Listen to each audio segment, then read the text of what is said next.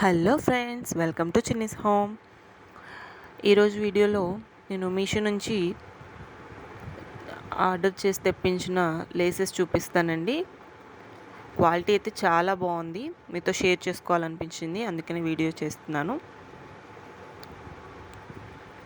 ఇది 3 laces combo అండి. ఇది గోల్డ్ కలర్, క్వాలిటీ అయితే చాలా బాగుంది. అవసరం ఉంటే కంపల్సరీ తీసుకోండి.